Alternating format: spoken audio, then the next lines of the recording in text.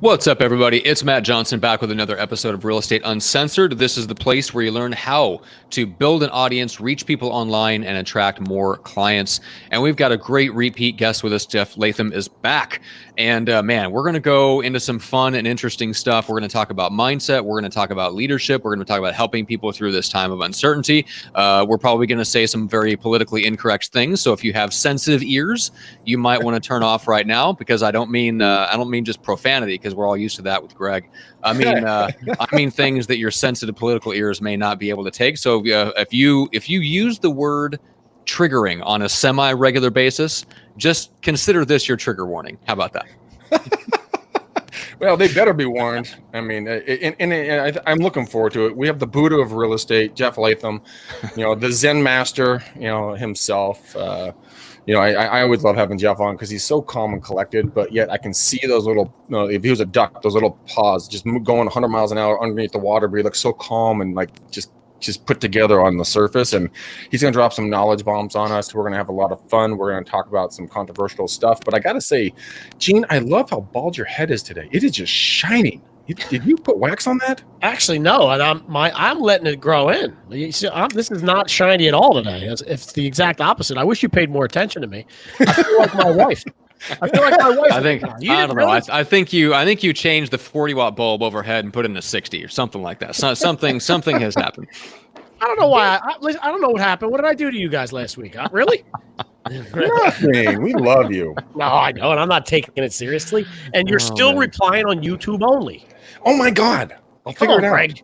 Get your shit together, Greg. All right. So let's turn to Jeff for a second. So Jeff, what's life been like for you the last 4 to 6 weeks? Well, it's been good. Listen, I appreciate you guys having me on. I always love our conversations because you never know where they're going to go, but they're always amazing. The last 4 to 6 weeks have been just, I think we got locked down probably, 4 weeks ago, maybe 6. And it's been interesting. We've still been selling homes. Things have been moving. I've been building my fort at my house and getting really lean, actually, getting rid of a lot of properties and unnecessary expenses as well. So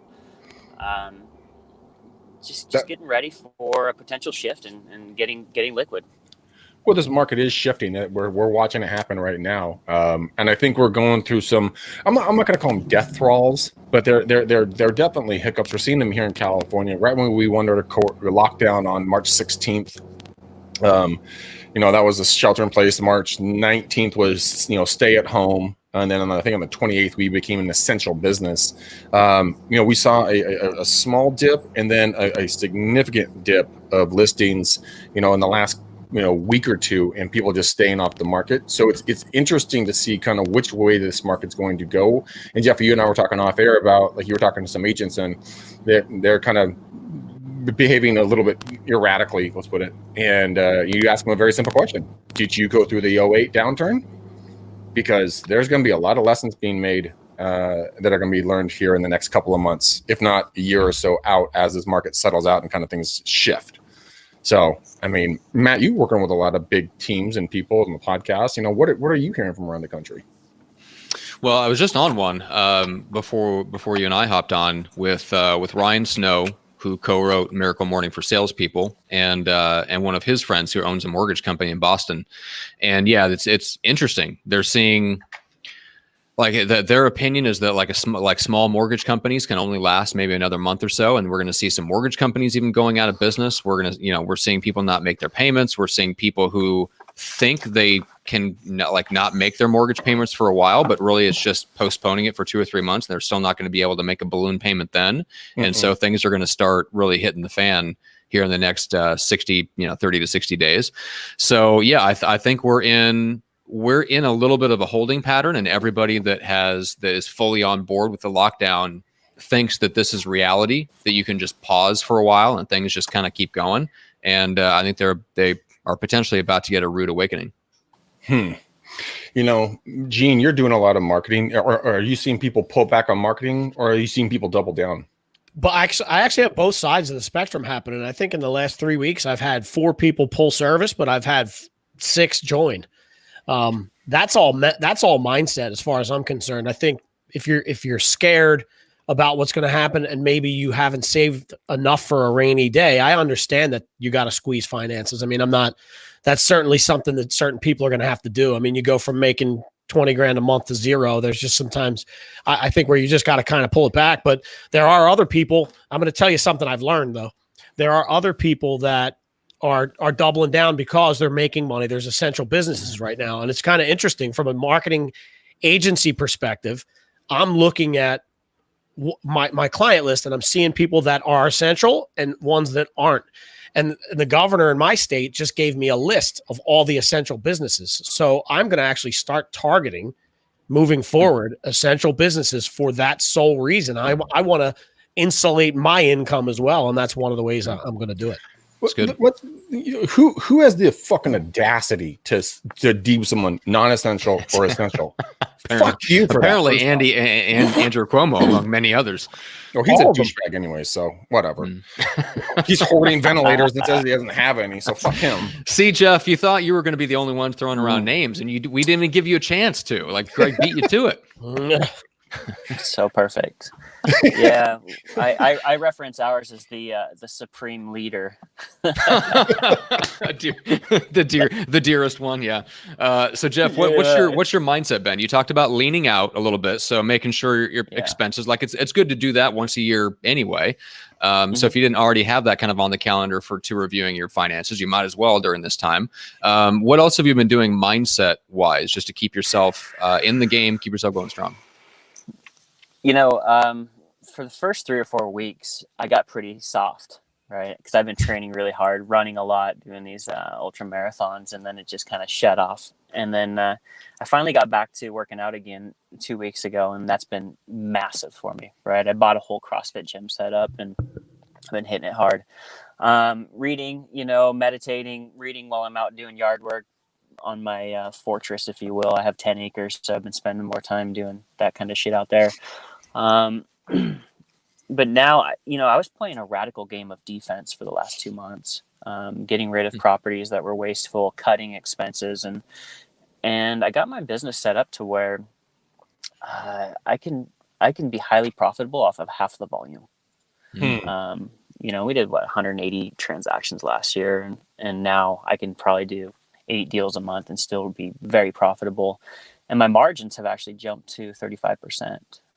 So there is good in this, right? It's really good. Got rid of a beach house that was bleeding about $5,000 a month. So just making some moves, And here's the thing about a financial winter. It doesn't need to be a bad thing. It can be our season. There's opportunities. Like the money doesn't evaporate, right? It doesn't just disappear. It's still there. It's in circulation. It's just where are the opportunities? So it's been challenging for me to sit and kind of wait to see what's coming. But I know that there's going to be some great opportunities. So if you're sitting on, a couple $100,000, there's an opportunity to add an extra comma to your net worth here in the next few months or a few years. I believe that. That's a lesson that people didn't learn in 08. People just shut down and froze. They didn't look at the other side of the coin of where the opportunity lies. And Jeff, I'm like you. I'm looking at this as blood in the water. I'm not excited that people are losing their lives, losing their businesses, losing their homes, but I'm excited that I had the ability to see this and prepare for it like you. And I'm doubling down. I'm going extremely hard in YouTube. I'm making high SEO keyword videos for searchability for people to come to me, because videos are like living business cards. I'm working with a company called Clever Leads, and I just got off the phone with the founder, and we are going super hard with some aggressive marketing, which I got to talk to you about, Jeff. I got to hook you up with my brother, by the way, just popped in my brain, about some predictive analytics stuff, because there's going to be people who are going to be needing to buy and sell. And if people are paralyzed with fear, you can have the opportunity to assist and help these folks who need your professionalism in this time of absolute chaos. And it's literally Chicken Little, like the sky is falling. People just don't know what to do, how to react, what's going to be next. It's all uncertainty. And if we can come alongside and say, hey man, it's cool, we got you, this is what we can do to help you, I think that will go a long ways for, 1, humanity, 2, your business, and 3, for helping other people who just need that assistance. I mean, Gene was telling me the other day that he's going to give me all of his marketing services for free and everybody who watches the podcast. I mean, that's a great move, Gene. God, that's nice of you, Gene. I'm like a drug dealer. That's what happens. Then I pull it back and charge you triple. I'm not dumb. Oh, that is too funny, man. The Facebook strategy.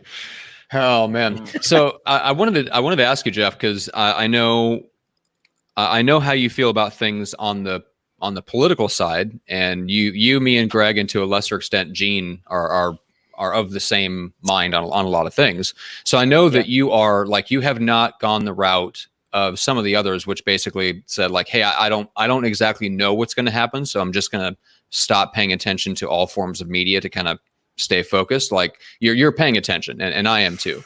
I've toyed with the idea of just doing like a media shut off, and I just can't do it. So I'm curious what you think about that, and why you haven't made the decision to kind of shut things out and go full on Zen, just kind of like stay insulated. Yeah. It's tough, right? Because it's tough for me to keep my mouth shut nowadays, because I just see these dictators shut down all these businesses. And I know most businesses run a cash basis, and I drive down the street and I see the restaurants close. I see hotels. I see all these small business owners just getting smoked because a couple shitheads decided to shut down our economy. Right. And I feel for those people. And I know the majority of people feel the same way I do. And I just feel like we got to stand up and take back our rights. I'm not downplaying the COVID. I know it's a real deal. We've lost people in our church because of it. And I question, is the cure, their idea of putting people in their homes on house arrest, worse than the virus? And I challenge that narrative, and I question everything, and I question the media, and I just see all these businesses that are getting fucking smoked, and I just think it's complete horseshit. Well, did that answer your question? In 1918, Leo, with the influenza outbreak, with the people that they were keeping indoors progressively got worse when they were trying to be treated. And the one thing that was helping the most was they were taking patients outside into tents and giving them fresh air and sunshine, and that is what really helped speed along the recovery. And so when we look at the cruise ships, when people get stuck on the cruise ships, people you're in a confined area with people that are sick. What do you think is going to happen? I mean, why not get outside, breathe some fresh air, put some sun on your face, get a little exercise, work off that, that spare tire, and just really, become the best version of you. And Jeff, I'm with you, man. Like I get more and more and more and more and more angry. Like I constantly have to manage my anger sharks in my head, because I see, my girlfriend, her sister's boyfriend just opened up an arcade bar. It was been his dream. He's going to lose it. Her best friend, he owns a bar in Oakland. He's probably going to lose it. And it's just like, why are big box stores allowed to operate and the mom and pops aren't? Isn't it worse to have more people in one spot and spread them out all over the place? I mean, isn't that the whole theory? Yeah. Contact. Yeah. I heard something the other day that I think, did we lose Jeff there? I heard something the other day that I thought was really, really, really interesting. It's very simple to understand, but I had never thought about it like this. It was my next door neighbor, and he said, he was talking to somebody, and the guy said to him, no, I'm going to be fine in this in my business, because we're one of the big boxes. Shit, my audio's shut off. Can you hear me? We can hear you. Yeah, we can hear Jeff. Yep. And so he said, and his big box guy said to him, Vic, here's the deal. If you owe the bank $10,000, like some kind of loan or something that you're paying, your mortgage, whatever, they have you by the balls. But if you owe the bank $10 million, you have them by the balls. And you think about it. If you think about it from the top, that you're going like this. Look, I run a Walmart. I'm just not going to pay you the $45,000 a month, right? Unless you help me. And they go, tell me what you want. Whereas I'll call and say, I'm not going to pay you my $10,000 for my car. And they go, okay, we'll just come get it then. I know. But that is the truth. I mean, what is with the bailout for the airlines, for the hotels, for all these other major industries? Now, it sucks that they're not making money, but fuck you. You've been charging me $50 for a bag. Suck a dick. if we need to restructure, if they need to redo their loans, if they need to, whatever it is, that's fine with me. I don't have a problem with some of that stuff, right? Like I know that, like for example, there was a big thing. Did you read the article about I want to say it was Shake Shack. We might only have them over here, but they got a $10 million advanced loan, I guess, from the PPP, where they're funding these businesses to help them pay for their employees, right? Okay. And people were like, "How dare this big box company that makes X, Y, and Z every month take a loan like this?" Now they ended up giving it back. But if that loan continues to employ 4,500 people, right? That might be an okay thing, right? Like I feel like people forget they make $10 million a month. Well, it might be $8 million a month to run that company. I think it's okay for them to get it. Look, I didn't get it, right? I could use it. I didn't get it, but I'm not angry because that's the way it works. Money talks, bullshit walks, right? Yeah. And here's the other thing with everything being shut off, have you guys checked your bank statements? Is your gym still charging you? Are these are the other things, are they still charging you? I mean, you got to check that stuff because if they get where I allow can you it, guys hear me now? yeah, we got you. Yeah, Greg, where I allow it, you know what I mean? Like my gym, I made a conscious decision that I was going to say, I'm going to trade you and again, I'm in a position where I can do this right now. It might change. But I said to my gym, because it's a community of my people, I'm going to continue to pay because I would rather take the $140 a month that I'm giving you and relinquish that now so that in 4 months when this clears up, your lights can be turned back on, right? In exchange for, they allowed me to take a bunch of equipment home. Like I'm like Jeff, I got kettlebells, I got barbells with bumper plates. I have what? Yeah, they let me take a whole bunch of stuff home. So I traded that for the Zoom workouts at 4:30 every day for my membership. I could pull it, but no, I made that conscious effort that this is something that I wanted to do for them while they were doing for me as well, right? Well, that's a difference. I mean, I belong to 24 Hour Fitness, so they're not going to let me take any kettlebells home. Okay, right? That's not going to happen, right? But I mean, Jeff, obviously we can get worked up here and we can talk smack all day long. Let's bring it back to the folks that are like us, that are all have anger sharks that are swimming, that are fed up and watching our friends and our local communities go into the hole. I mean, my city of Walnut Creek is going to have a $10 million deficit because there's no income coming from any. Gene, I can only hear you. I can't hear any of the other guys. Who can you hear, Jeff? I can't hear Greg. I can hear you, Greg. And Gene. Okay. No. Well, Greg was just saying, like, let's talk a little bit about Greg. Was it the mindset or how to deal with anger? So if you're the type of person that feels repressed basically, and you don't agree with what's going on, how do you deal with that? Still be productive, still be still push your business forward without getting distracted too much by what's going on and just your mind's wanting to go to that place. Yeah. I think physical exercise, you got to have an outlet or else you'll get very destructive. And that's what I've noticed over the last 2 weeks of getting back into the gym and lifting heavy shit. I've noticed a shift in my ability to go back onto offense from defense. Greg, I can't hear you. I don't know why, but for some reason it's not coming through. But I think it's an elevation of testosterone. Yeah, I was just about to say that, yeah. And so it's caused me to get back into creation mode, which has been really good. I went for a 4.2 mile run today, and I felt I'm like my brain's on fire. And last week I was feeling down and out. I was feeling pretty woe is me. And so Thursday night I had a couple extra drinks. Wonder why. And Greg and I can't. I showed up on Friday. Maybe try that. Yeah, try it. Go ahead. And I was hungover as fuck on Friday. And I couldn't shoot video with viral marketing, which is like the first time in like 5 years, as Matt knows. But then I made the decision. I made that conscious choice just to shift my mindset and say, I'm not going to be a victim anymore. I'm going to take back control of what I can control in my life and not feed the fear wolf. The old Native American story of a young boy was talking to the grandfather, and the grandfather was telling the young boy, son, there are two wolves that live in your brain. The white wolf and the black wolf, and they fight all the time, and one of them's going to win. And the little boy goes, well, which one wins? And he says, whichever one you feed. So either positive thoughts or negative thoughts, either one of those is going to win the day. It is up to you to make the decision on which one's going to be.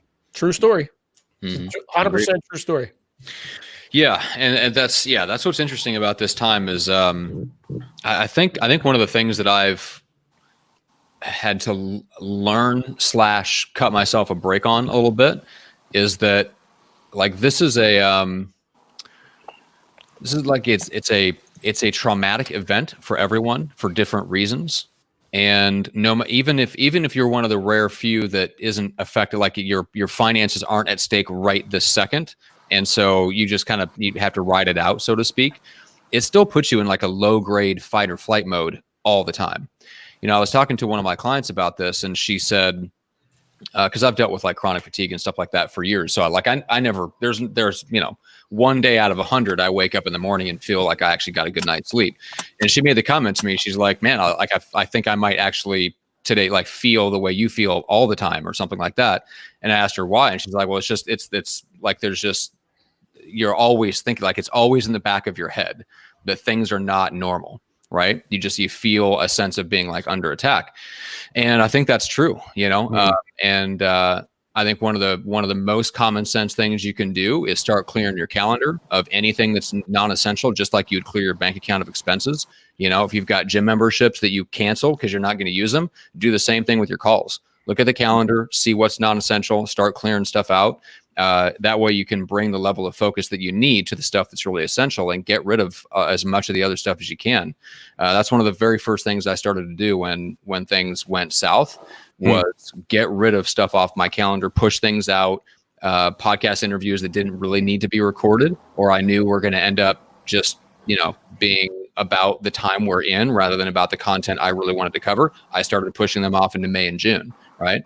And I've noticed things start to settle down here over the last couple of weeks to where you start jumping on with calls to people and it's not all you talk about, which is good. But it's like your mind and your brain and your mental capacity is occupied at a certain level by all of this stuff going on. And it diminishes your overall capacity.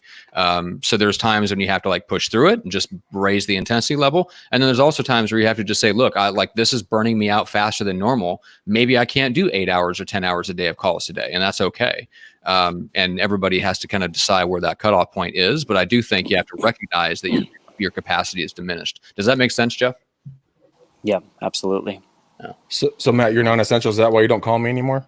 Did I get You've always been labeled essential. That comment from Cornwall the other day was hilarious and hilariously out of touch. What did he say? Which one? Oh man, some reporter asked him basically what Jeff was talking about. Like, hey, what do you say to the people that are out of work, the business owners who can't operate? And his response was, well, just go get a job as an essential worker. Yeah. Oh yeah, it was worse than that. Like I'm toning down the douchiness.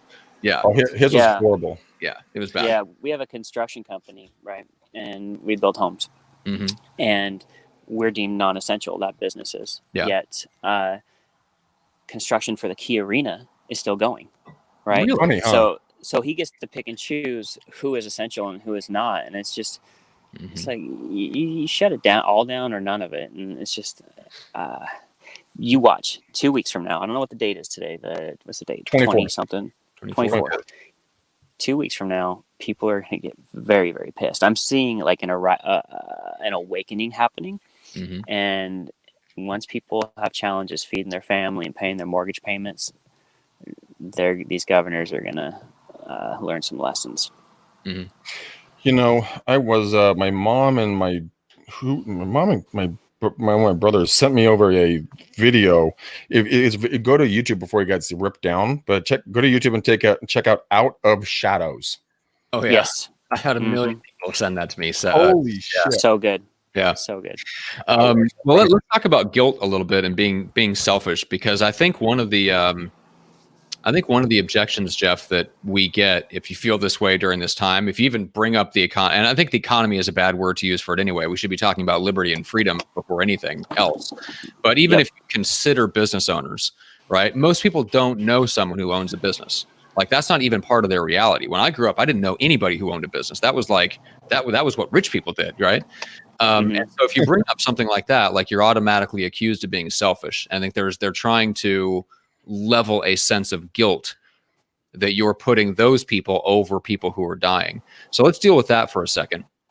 So how do you look at it, and how do you balance genuine concern for people who are at risk, but also being concerned and not taking that and standing up for yourself and saying, look, it's not selfish to look at all the other people whose lives are being affected and whose freedoms are being essentially ripped away from them right now. Yeah, that's a tough one. I do my best to be sensitive to the virus, right? Yet, if you separate the two, this quarantine is it's unconstitutional. You're stopping people from being able to feed their families. Yeah. You're stopping people from being able to take care of others that have that perceived certainty, but they work for a business owner, right? Mm-hmm. And when you isolate people, what happens is their minds go through this. It's a way to control people. You strip them down through isolation, because we are social beings, and people have a really tough time. I've been going through it, where I was, until I just said, fuck it. I'm no longer a slave. I'm no longer a sheep. Right. Yep. And so I don't know what your question was, but I'm very sensitive to, I understand people are getting ill. And also, like, how do you combat that? Well, take care of your health, eat healthy, take your vitamins, take vitamin D, get your sunlight, go exercise, and you don't have to worry about this thing. Right. Yeah. But it's our freedoms that are actually on the line here, Matt. What's up? Our freedoms are what I'm concerned about. And yeah, I agree, because we know the virus will pass. You know, whether it passes due to a vaccine, whether it passes due to treatment, or whether it passes because it evaporates, like most of these viruses do. Which, by the way, we don't have a vaccine for SARS. We don't have a vaccine for H1N1, right? Like those things just went away, and the next year it wasn't a big deal. So like this is going to go away. But yeah, whatever structural changes that get made right now have the potential to affect us for the next 20, 30 years. And some people are going to be for them, and some people are going to be against them. But everybody on both sides is using this as an opportunity to push whatever their agenda happens to be. And if you don't agree with what's being pushed, like now is the time to be watchful for that, regardless of how serious you think the virus is, because they're not going to let that opportunity go by on both sides. Like that's not a political statement; it's a statement of reality. You know, they're not going to stop being opportunistic on either side. So yeah, I think there's nothing wrong with being vigilant on that, because that's the structural things that have the potential to happen over the next 90 days are the stuff that could affect our freedoms for the next 20 years or longer. Well, we've seen this happen, multiple times. Once, it's very interesting how convenient this was, because there was riots and protests happening consistently in China. All of a sudden, those went away. No one can gather. There's economic unrest. We're starting to trade. Shutting down trade with China, putting in tariffs on them. Talking about maybe opening up with India, versus China. And it's very convenient for these times to be hitting. And it doesn't matter which side of the aisle you sit on, you have to admit that the last couple of years have been absolutely epic for our economy, no matter how you look at it.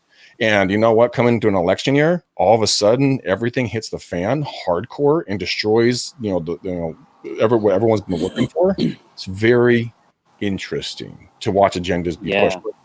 But I mean, when it comes to creating our for ourselves, for agents, Jeff, I want to talk about real quick, how do we create value to our community? What can we go do out in our community that's going to not be self-serving but selfless serving to our people that we live with and work with and are around? What have you guys been seeing? I'd love to do that from all of you guys. Well, I think it starts with taking care of yourself and your mindset first, right? And then building your strategy for what works best for you, for what's coming, and maybe sharing that on Facebook and shining a light on the potential rocks, like a lighthouse, right? It'll shine a light on the harbor and it's a guiding point, but it also shines a light on the rocks. And I think there's a lot of people that are take the positivity a little too far, and they ignore the potential threats. And so if you can share with people, hey, here's what I'm seeing, and here's what might be coming, you're speaking directly to them, to their, to their limbic system, because we all are thinking the same thing. And if you say, let's just have a conversation and have a strategy on how we can serve you. And if you're planning on staying in your home long term, you're good. But if you want to make a move, right now might be the time to do it, because there may be an equity shift. For the real estate, that's how you can serve people. And so, but as far as like helping people get through this, I think just being that voice out there of sharing what you're doing, keeping your body healthy, your mind strong, and being plugged in, through meditation, prayer, whatever, to source, and knowing this too shall pass. Yeah, but that's true. Yeah, fucking being a sheep and not saying nothing is not okay.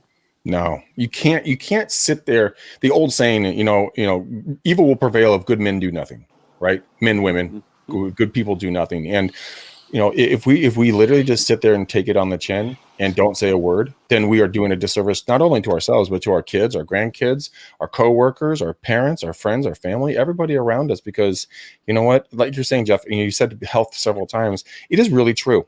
I mean, the people that are dying from, I'm not a doctor, don't quote me, but what I've read and I've seen, the majority of the people that are passing away from the COVID is because it's not the COVID that's killing them, it's pre-existing conditions. At least 1 to 3 existing conditions in the majority of the people that are passing away. So why don't we go after the industries that are creating the conditions that existed initially? If we really want to save people, right? And versus going, oh, COVID's the bad man, he's the one killing everyone. Well, yes, it is a serious thing, but that's not the source code. It's it's the glyphosate, the Cheetos, the pizza, the Coca-Cola, all that shit. Right? Yes, that weakens you. Yeah, they just came out with something interesting. They reviewed all the deaths in, I believe it was New York State, but it could be New York City, but it was one of the two, and found that about a third of them, it was actually hypertension. They all had hypertension. In New York, so weird, right? So yeah, I mean, we know it's not just underlying conditions like, heart disease and cancer and things like that. There are some specific combinations of things that reacts with this particular strain of COVID for whatever reason that is taking people out. But it all comes down to, for the most part, the idea that people under the age of 60 that are healthy are passing away from this is so exaggerated to the point of lying. Right. It's just the numbers don't bear it out, and you can go find the numbers for yourself. So the idea that anyone under the age of 60 who's in good condition, that doesn't have something really serious already going on, should have any concern for our lives. They're already finding out the mortality or fatality rate is going to be somewhat similar to the flu, maybe even similar to like traffic accident. So it's going to be about the same risk as going outside, getting into your car and going for a drive. And we don't think twice about that. Nor do we think twice about the fact that we text or talk on the phone or have kids in the car while we drive, which theoretically all put other people at risk, right? So the idea that you can't leave your house if you ever put somebody at risk unwillingly and unknowingly, that's insane, right? So I think things are going to have to change. It's just a matter of time. I'm in general optimistic, but people definitely need to. Yeah, I mean, it's not that you have to turn off the media, but for the love of God, if you watch what comes out, if you watch the actual studies, and then you watch what is said about them in CBS, MSNBC, CNN, Fox, and stuff like that, if you don't go to the original source material and get an idea of what's actually said, you will think the world is still ending 6 months from now, and you'll still be in your house for whatever reason. Well, their advertising dollars are through the roof. I mean, mainstream media was dying, if not already dead. I mean, they're on life support, and now they're vibrant. Everyone is glued to these moronic fools who we put our trust in, and who all have a special agenda. And it's definitely not to fucking serve us to the highest and best good. That's fucking sure. No, it is not. Greg, I love you, buddy. I'm so mad about this. God. Yeah. And you rightfully should be. And it's so good that you're standing up and really waking people up, and you guys have your eyes wide open, because this is just complete horseshit, right? Mm-hmm. And there's a deeper agenda, and it could even go down the vaccination road, where they're trying to have like how does Bill Gates become the fucking expert on COVID? You know, Don't get me started on that one. Viruses out of Microsoft, right? So that is one of the best memes going around right now. That was fantastic. Yeah, and I'm not putting that shit. I'm not putting that shit in my children. So yeah. And our governor has referenced it many times. He said the other day, 5 minutes and 10 seconds on the post that I put on Facebook of his speech, that until we have a vaccination for everyone, our workplaces will never look the same again. And so I'm hearing the underlying agenda, and these guys may be funded by the cabal. You know, I wouldn't doubt it. And I'm moving to Idaho if this guy pushes that. You're not that far. How far away is Idaho for you, Jeff? 500 miles, right? Yeah, maybe 4 or 3. Yeah. Same climate. Yeah, man. Somebody I was listening to the other day put it, I think, as accurately as you can put it, which is, look, everybody has an agenda. It's all driven by a combination of money and ideology. The only question is just how much of each in any one particular person, right? We're all driven by ideal. We're all driven by our belief systems. You know, I think there's people that have good intentions that genuinely agree that everybody needs to be vaccinated. And then there's other people that know good and well that's not the case. And they're in it for other reasons. And then everybody, every shade of everything in between. And so we do need to keep stuff like that in mind, that everybody has an agenda. Everybody has a belief system. And you bring that with you to everything that you do. It's going to affect the way you run your business. It's going to affect the way that you run your life. And it's going to be, it's going to affect the way that you help the people around you. Just getting back to what Greg said about helping, Jeff, I love your response, because the temptation, I think right now, especially in young people, is to focus on everyone else, right? Big structural change, universal basic income, healthcare for everyone, college for everyone. So horrible. Meanwhile, they don't take care of their own family. They don't take care of themselves. They don't make sure that their parents are provided for in retirement. They're not investing, they're not starting businesses. They're not starting, companies that are genuinely helpful and serve people, but they're perfectly fine to focus on big, huge structural change. And I think the best thing we can do is start with ourselves, start with the stuff that we can take responsibility and ownership for. Start there. No, I'm 100%. So Jeff, you talked about health, and here's the funny thing: I haven't gotten a flu shot, and I don't even know when I got my last flu shot. Right?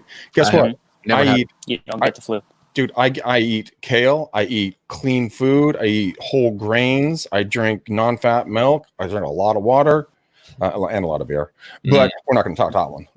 But I mean, overall, I'm an extremely healthy eater. And your body has a natural immune system that when you feed it the right stuff, it will defend you from what is out there. But if you don't give it the right defenses, then of course it's going to be something that's going to be a negative impact on you. And I think that Matt, like you were saying, first help yourself. Go eat right. Go get your fat ass off the couch, you fucking North American couch potato, and go do something.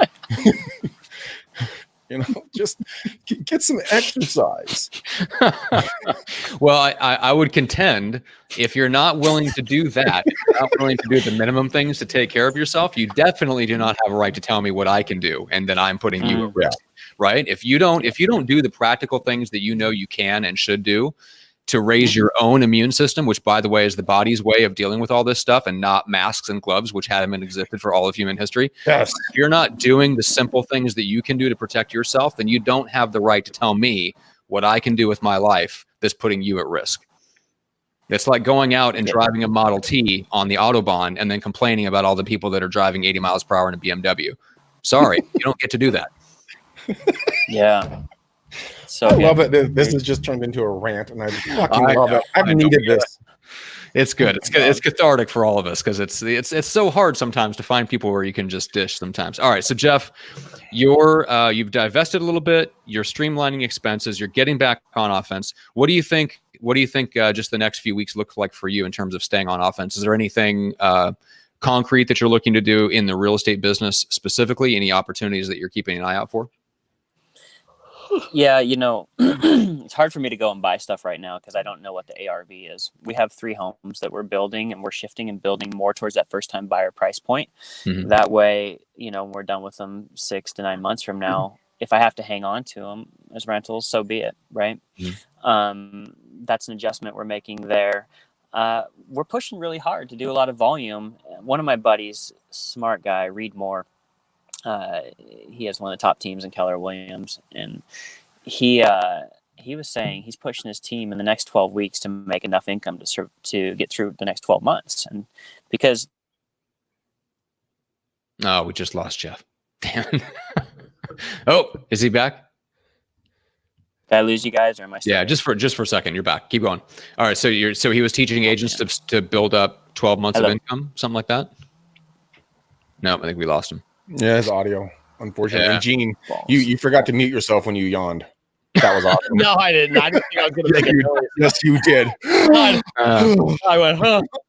I feel like Gene has so many things that he wants to say, but he won't just come right out and say it. It's true. Listen, that's true. I'm extremely, extremely protective and quiet about my political leanings and what I think. I'm real. I have been. And Yeah. I think this is one of the few forums where I'll say what I mean and mean what I say. I haven't put anything on Facebook. I don't get into political arguments on Facebook. I don't do anything on Twitter. You know what I'm saying? Like, I don't do any of that. I read, I watch stuff, and I talk to you guys for the most part behind the scenes. So I respect where you're coming from. Look, a very good friend of mine got himself into a position where he started talking about Trump, and that's all it took. Oh, Lost yeah. half his clients. Didn't matter. Yep. Doesn't matter whether you agree with them. None of it matters. Right. So I get it. I feel like a lot of this is caused by the polarization over Trump. You know, a lot of whether you agree that this is the apocalypse or not is driven by what you think of Trump. I think you're right. And so I completely respect anyone who says, look, I'm not going to talk about it. Well, you know what? This is what I try to say to people. Like, and I have the hardest problem with people not understanding this. And I think politics is really simple to talk about if you understand the underlying premise of it. And it's simply this. The way I view things in the world comes down to one thing: how it affects me, my daughters, and my wife. Mm-hmm. The end. You and I will never, ever, ever, ever agree on 100% of what's going on in this world because your needs, wants, and scares are different than mine. But I don't understand why we can't have a conversation about it. Like I had a call yesterday with somebody, and I said, look, you have kids that are out of the house, right? And so you probably stand over here on things that I care about because I have kids that are in school right now that are working out of my living room. The stresses in my life and what I believe and what I want the government to do for me, or not do for me, but you know what I'm saying? Yeah. It's going to be different than the three guys that I'm talking to right now. And why is that not okay? I'm going to go into the ballot box and vote for the top 10 issues that this candidate does for me. The end. And why can't we have a beer about it? Everybody wants to punch each other in the face. That part makes me crazy. Because you're wrong and therefore an evil racist. With that being said, let's do a round of how people can connect with us. Gene, the evil bald racist. Why don't we start with you? I'm totally using that from now on. What's your listen to me? I am going to cut that and use that in my marketing. That's amazing. Listen, you know the deal. I'm none of those things. I am optimistic. I always say, Jeff was saying early on, he's trying to get lean. He was talking about, cutting expenses and stuff. I thought he was going to talk about his weight, and I was going to tell you, I'm the counterpoint to that. I've been drinking too much beer. I've been eating too much bread. I said the COVID-19. I think it's the COVID-29 now. I think it's a brilliant strategy to build up an insulating layer. Oh my God. I am what I like to call impenetrable. Exactly. So listen, here's what I am. Outside of not being racist, can we clear that up at least so that doesn't You are not. somewhere? Yes. You are not. GeneVolpe.com. You can sign up over there. Hit that button where it sets up an appointment. I'll get that note. You and I can have a quick Zoom call for 15 minutes, talk about whatever you want. It doesn't have to be marketing related. And that's how you do it. GeneVolpe.com. All right. Matt, I'm going to switch it on you. Where can they get a hold of you? It is right here in my lower third, microfamousbook.com. So the book is free if you cover the shipping. And get it, absorb it, start putting it into action, become microfamous, become famously influential to the right people. I love it. How about you? I don't have a good slide for me, so I'm just going to say, guys, you can go ahead and DM me on Facebook.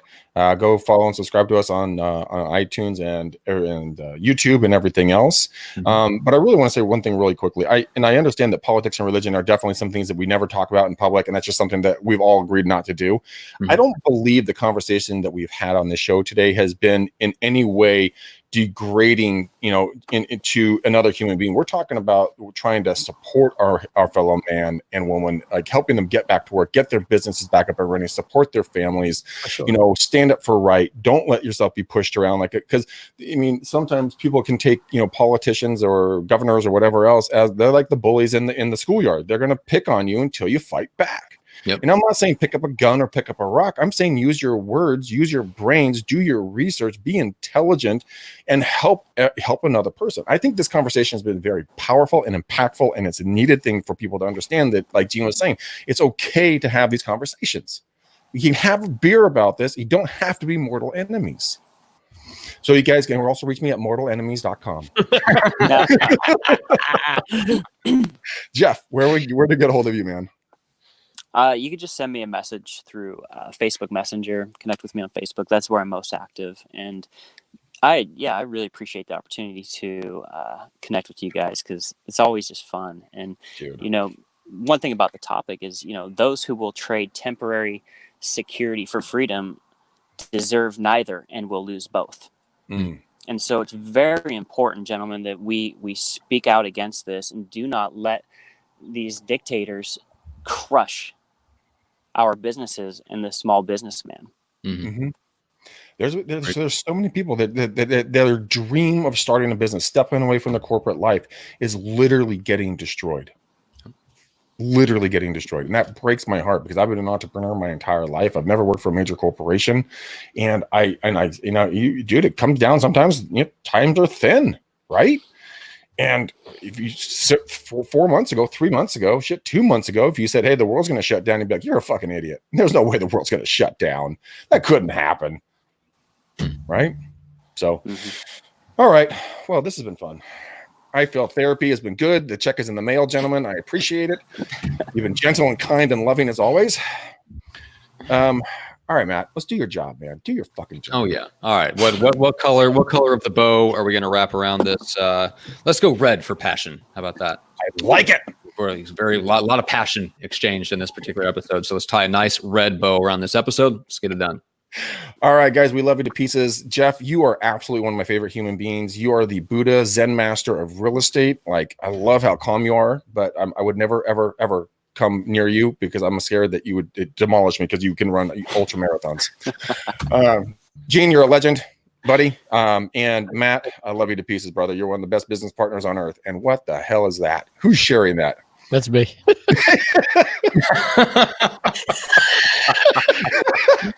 All right. That's awesome. For those of you who can't see it, Gene is sharing a meme. We'll leave it at that. All right, let's take it home. All right, guys. Until next time. Peace out, ninjas. We gone.